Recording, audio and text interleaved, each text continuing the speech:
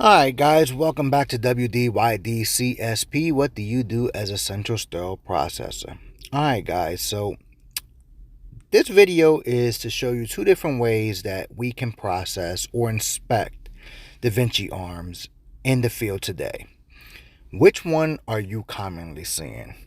Well, with the introduction of borescopes, this is what I'm showing you now, is I am inspecting the DaVinci arms using a borescope.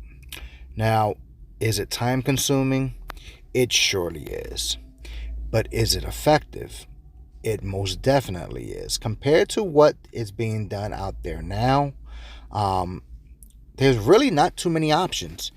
If you have access to the right size borescopes and the availability of a borescope, this can be easily done. In the beginning, yes, it will be tricky and time consuming, but as time goes by, your efficiency with inspection will increase inspecting XI instruments. I'm saying XI specifically because that is the only ones you can use the borescopes to inspect. Now, this is what we find.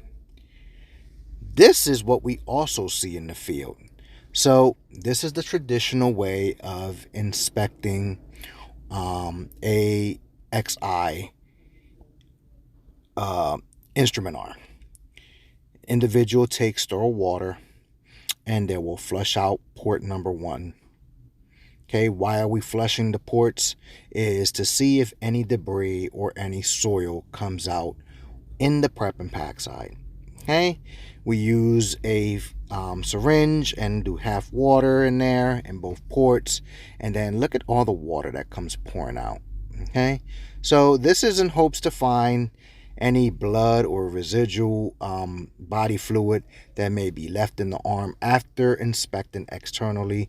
This is the only real way to know that the internal components have been cleaned.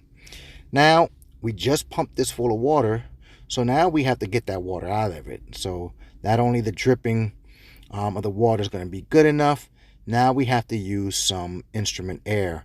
Now, before we do this, we want to go ahead and we want to cover this up because we don't want all that fluid aerosolizing. Another point that I will make is that you're only going to see fluids come out if those fluids are moist. If they're dried up in the instruments after the ultrasonic or after the washer disinfector, if it's approved to go through that, you're going to get baked on soil. So no matter how much flushing you do and how much spraying you do, you're not going to get no residual soils out of there because they're baked on. This is where the borescope is superior to this method right here.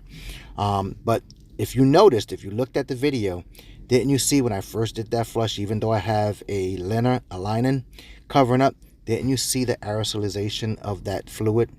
Now imagine if there was soil. Where does that end up at?